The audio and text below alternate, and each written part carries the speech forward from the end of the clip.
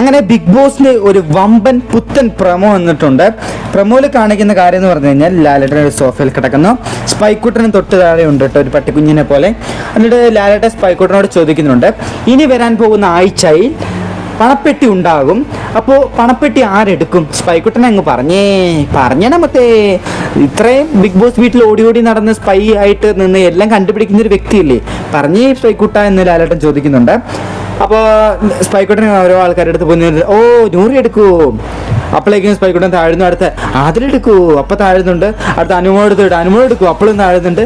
ഓരോ ആൾക്കാരുടെ അടുത്ത് പൊക്കോണ്ടിരിക്കാം, ഷാനവാസ് എടുക്കൂ, അക്ബർ എടുക്കൂ, അല്ലെങ്കിൽ നിവിൻ എടുക്കൂ, ആ രീതിയിൽ. പക്ഷെ നിവിൻ എന്തായാലും എടുക്കാൻ പറ്റത്തില്ല, അതറിയാം. അപ്പോൾ എല്ലാവരും ഇങ്ങനെ എടുക്കൂ എന്ന് ലാലേട്ടൻ ചോദിച്ചു. ലാസ്റ്റ് ലാലേട്ടൻ പറയുവാണ്, എനിക്കറിയത്തില്ല, ഈ സ്പൈക്കുട്ടന് പോലും അറിയത്തില്ല. എന്തായാലും നമുക്ക് കണ്ടു തന്നെ അറിയാം ആര് പണപ്പെട്ടി എടുക്കുന്ന. സത്യം പറഞ്ഞാൽ ഇങ്ങനെ ഒരു കിടുക്കാച്ചി പ്രമോണം വന്നിട്ടുള്ളത്. അപ്പം ഇതെല്ലാം നമുക്ക് ഉറപ്പിച്ച് പറയാം, ഈ ആഴ്ച തന്നെ ഒരു പണപ്പെട്ടി എടുക്കുന്ന ഒരു സംഭവം ഈ ആഴ്ച ഉണ്ടെന്നുള്ള കാര്യത്തിൽ യാതൊരു സംശയവും ഇല്ല. രണ്ടാമത്തെ കാര്യം എന്ന് പറഞ്ഞാൽ ആര് പണപ്പെട്ടി എടുക്കും? അതിൽ തന്നെ ആയിരിക്കും ഇപ്രാവശ്യം പണപ്പെട്ടി എടുക്കുന്നത്. കാരണം രണ്ടാണ്. ഒന്നെന്ന് പറഞ്ഞു കഴിഞ്ഞാൽ രണ്ട് പേരാണല്ലോ ബിഗ് ബോസ് വീട്ടിലോട്ട് വന്നിട്ടുള്ളത്, ആദിലയും നൂറയും. അപ്പോൾ നൂറ ടോപ്പ് 5 കയറി, ടിക്കറ്റ് ഫിനാലെ അടിച്ചു, കഷ്ടപ്പെട്ട് ഫിസിക്കലി കയറി. ഓക്കെ, ഇനിയിപ്പോൾ അതിലേക്ക് അറിയാം, പേഴ്സണലി അറിയാം, കുറച്ച് വോട്ട് കുറവാണ്, വലിയ സംഭവമൊന്നുമില്ല, ഞാനൊരു സംഭവമൊന്നുമല്ല എന്ന് പുള്ളിക്കാരിക്ക് തന്നെ അറിയാം. അതുകൊണ്ട് പുള്ളിക്കാരി എന്ത് ചെയ്യാൻ പോണേ, ഇപ്രാവശ്യം നല്ല പ്ലാനുണ്ട്, ഇവർ നല്ല പ്ലാൻ ചെയ്ത് വെച്ചേക്കണേ.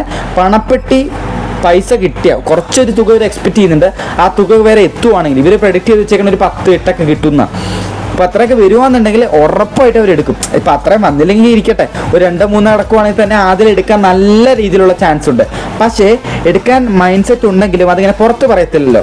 നല്ല കാര്യം ചെയ്യുമ്പോൾ അത് ആരോടും പറയരുതെന്ന് പറയില്ലേ, ആ ഒരു സ്ട്രാറ്റജിയാണ് നമ്മുടെ അതിൽ ചെയ്യുന്നത്.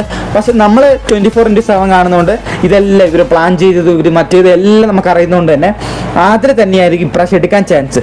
ഇനി അതിവിദഗ്ധമായി നമ്മൾ ഒട്ടും പ്രതീക്ഷിക്കാത്തൊരു വ്യക്തി എടുത്താൽ അതും നമുക്ക് പറയാൻ പറ്റത്തില്ല. പക്ഷെ വെൽ പ്ലാൻ ചെയ്ത് വെച്ചിട്ടുള്ളത് ആതിര തന്നെയാണ് എടുക്കണം എന്ന് പറഞ്ഞിട്ട്. എന്തായാലും നമുക്ക് വഴിയെ കണ്ടറിയാം എന്താവും, ആരെടുക്കും എന്നൊക്കെ. എന്തായാലും എൻ്റെ ഒരു പ്രൊഡിക്ഷൻ ആതിര തന്നെയാണെന്നാണ്. എന്തായാലും കണ്ടറിയാം. അപ്പോൾ നിങ്ങളുടെ അഭിപ്രായം കമൻറ്റ് ചെയ്യുക, ആരെടുക്കുന്നതാണ് നിങ്ങൾ പറയുന്നത്, കമൻറ്റ് ചെയ്യാം കേട്ടോ. പിന്നെ വീഡിയോ ഇഷ്ടമായി മറക്കണം, ഹൈപ്പ് എന്ന് പറഞ്ഞ ബട്ടൺ അടിച്ച് പൊളിക്കുക, ലൈക്ക് അടിക്കുക, കമൻറ്റ് ചെയ്യുക.